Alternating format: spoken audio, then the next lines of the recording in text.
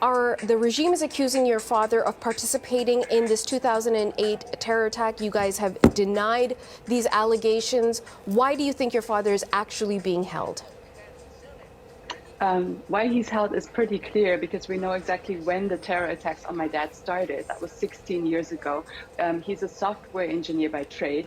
He developed a website for the people of Iran to be able to voice their concerns, be heard, talk uncensored and anonymously.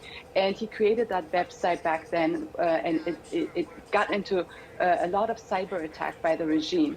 But when they couldn't take down the website, they started to attack the person who's behind the website, which was my dad. That's when the terror threats began. That's when they created a propaganda video on their national TV, on Channel 3 in Iran, calling my dad a terrorist, calling him a spy of the CIA, FBI, Mossad, you name it, and just trying to destroy his name that way. That's the first step that they do with political opponents or political activists. Take down everything that they stand for, make them look like criminals. In 2009, when they couldn't destroy his name, because they've done this for 43 years, people know the Islamic regime's propaganda, nobody believes that anymore. They tried to assassinate him here on US soil. And when that didn't work, when that was foiled, they kidnapped him in 2020. When you say they tried to assassinate him in the United States, what do you mean? In 2009, they sent an Islamic regime agent to the United States, to our door. He had the task to take out my dad. They got a big van. They wanted to run him over, make it look like an accident. They also had weapons in case my dad wouldn't die. And they tried to assassinate him here. Local authorities and the FBI stopped this, thankfully, and the person went to jail here in Los Angeles for a year. And this all came out during the WikiLeaks thing. So the information came out and leaked out, and it was in the press back then.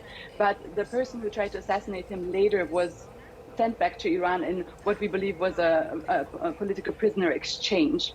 That wasn't the first time that they tried to assassinate me, and that wasn't my dad, and it wasn't the first time that they tried to assassinate opponents. We've seen this in the 43 years that they're not afraid to terrorize people outside of Iran, in Europe, in the US, and everywhere.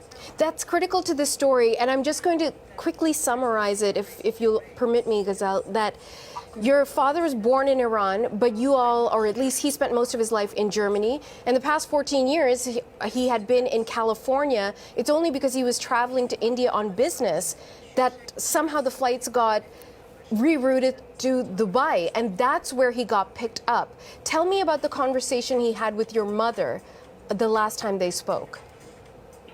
My dad was under attack for 16 years. He knew not to fly to countries that are too close to Iran, like Dubai, and that wasn't his intention. His flight went from Frankfurt in Germany to Dubai, and the next flight was supposed to go from Dubai to Mumbai. However, that was during the pandemic, and flights frequently got canceled. So when my dad on July 28, 2020, called my mother from Dubai in his hotel room, she absolutely freaked out. She says, "What are you doing in Dubai?" And he explained to her, it's just a flight overlay. My flight got canceled. I'm in my hotel room, and I will take the next flight to Mumbai. That was the last time that she was able to video chat with him and see that he was okay. After that, all communication broke off. For 3 days, he wouldn't reply to our calls, to messages, nothing. And I have to add before that, because my mom was so concerned, my dad opened up his Google tracker, so my mom was able to see where he is on Google Maps, but he wouldn't reply. And on that map, my mom would see that he is moving, that at least his phone is moving towards Oman, and the border of Oman, and then crossing the border of Oman, and then going to the coast, and that's where the tracker stopped. And during all of this time, my dad wasn't responding.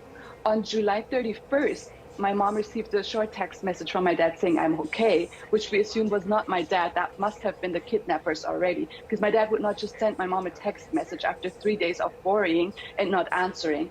On August 1st, the very next day, we were woken up to the news that there's a video about my dad. And when we saw this video, it was by the Islamic regime.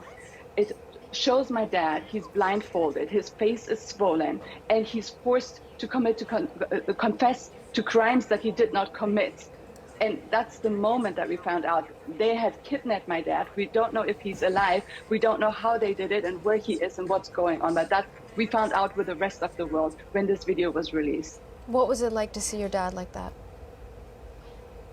Terrifying, absolutely terrifying. It was in the middle of the pandemic. I was, at that time, I'm a critical care nurse. I was working in the pandemic. I was 5 months pregnant. And I was thinking the worst thing that could happen right now is that I get COVID and lose my child.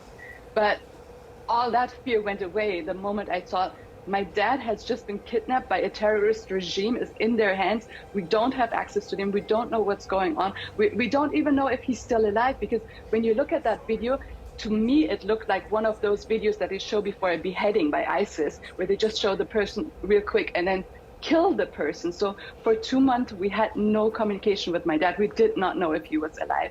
And after 2 months, we got the first sign that he was still alive and that he is in custody in Iran, somewhere at an unknown location, where they have kept him for the last 2.5 years. So the trial has happened. As much as anyone who's watched it can and understands how the regime operates has acknowledged, including Amnesty International, that it's a sham trial, that the charges are a sham. And your father is accused of corruption on earth. Some of the other dissidents that we've been covering in the past 3 or 4 months have also been charged with this, and it comes with the penalty of death. What do you understand is about going to happen to your dad? I don't know what's going to happen to my dad, and I don't know what's going to happen to the 20,000 political prisoners who are right now in the same situation as my dad. I can't put myself in the heads of these terrorists and know what they're really willing to do. Are they really willing to execute everybody? Are they continue to torture everybody? How many more people are they going to kill in the streets? I don't know. But what we've been told so far is that his last show trial happened on last Tuesday, that the verdict will be announced within 10 days, which verdict is already predetermined. It's not like these are real judges and real courts and that they're really thinking about if my dad is guilty or not. He is clearly innocent, like all of the protesters who are there right now, all of the political activists. That is clear. Otherwise, they would be charged for something else. They would be charged for murder. They would be charged for something that is a real offense. They're charged for corruption on earth, which is just a vague term that you give opponents of the Islamic regime to say, you said or did something that we don't like and we want to kill you, but we need a legal mechanism to enable to do that. And we're afraid that this is what's happening right now with my dad. So, Giselle, before I let you go, let me ask you this. Your father is a German citizen and has been a resident of the United States for more than a decade. What kind of support are you getting and are you asking for from the international community? My dad has been in the U.S. for 20 years and all of his life before that in Germany. You're absolutely right about that. So from both governments, I expect what every citizen expects. They have to protect their citizens wherever they are. They have to protect us from terror regimes. But what I expect from the international community is that we all stand together. Right now, I have never seen an uprising like that. In the last 43 years, we have never seen something like that in Iran. And people, we can really learn bravery from watching the young people in Iran in the streets. And that should give us, like, standing there, facing bullets, facing death, facing torture, facing death penalties like my dad, that is amazing. And what I expect from us, we're outside, we're not under this kind of pressure, to at least show the same amount of bravery and stand together, put all of our differences aside. If we all stand together and we all want the same thing in the end, we all want freedom for the people of Iran, freedom for all people around the world, because this terror regime tries to attack everybody. They're not just within their own borders. Since we all want the same thing, we have to speak in one voice. We have to address our government, because we elected them, and our governments have to do what we want in a democracy. And that's what I'm asking everybody to do. Whatever it is, whatever comes to your mind, the smallest idea, don't think that it's a stupid idea. If it's writing letters, if it's signing petitions, hashtags, coming out on the streets, protesting, whatever you think you can do, just do it. People will follow. You can start a movement like that. And together with all of these movements, we can get where we want to be.